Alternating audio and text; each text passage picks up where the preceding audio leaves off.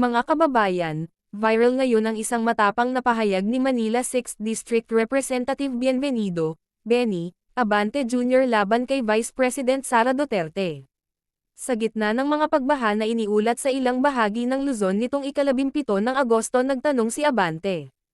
Nasaan ang Vice Presidente? Sa isang press conference matapos ang ika-16 na araw ng impeachment trial, kinuwestiyon ng mambabatas ang hindi umano pagharap ni Vice President Sara Duterte sa impeachment court. Ayon kay Abante, baha na sa buong Luzon. Anong ginagawa ng ating Vice President? At dito lalo yumangay ang kanyang pahayag. Tinanong niya kung nasaan ang Vice Presidente at binanggit din ang isang video na sinasabi niyang nagpapakitang sumasayaw ang Vice Presidente. Pagkatapos, sinabi niya ang linyang mabilis na kumalat sa social media. Madam Vice President, bumabaha na. Nagagalit na ang Diyos. Pero hindi lang pagbaha ang binigyang diin ni Abante. Kinuwestiyon din niya ang umano'y malaking gastusin ng pamahalaan para sa impeachment proceedings habang nananawagan siyang humarap si Vice President Sara Duterte sa impeachment court at magpaliwanag tungkol sa mga alegasyong nakapaloob sa kaso.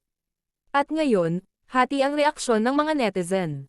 May mga sumasang-ayon kay Abante at nagsasabing sa panahon ng kalamidad, mahalagang makita ng publiko ang mga pangunahing opisyal ng gobyerno na nagbibigay ng suporta at direksyon. Pero may mga kumokontra rin. Para sa kabilang panig, hindi raw sapat na gamitin ang pagbaha bilang batayan para questionin ang kinaroroonan o mga gawain ng Vice Presidente.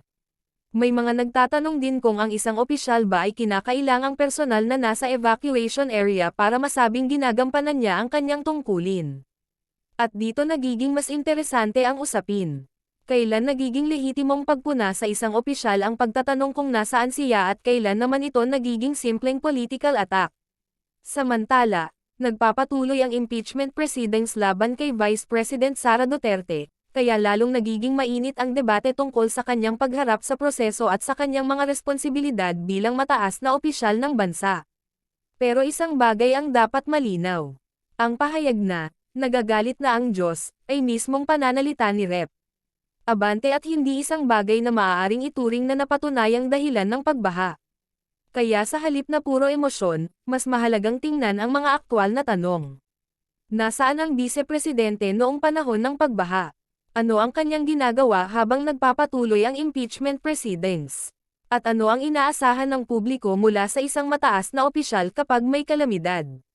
Dahil sa politika, hindi lang kung sino ang nagsalita ang mahalaga. Mahalaga rin kung ano ang ebidensya, ano ang aktwal na nangyari, at ano ang sagot ng kabilang panig. At ngayon, tanong namin sa inyo. Kung kayo ang tatanungin, makatarungan ba ang pagpuna ni Rep. Abante kay VP Sara Duterte, o ginagamit lamang ang sitwasyon para palakihin ang political conflict? Ikaw na mismo pumunta rito, mag-explain ka.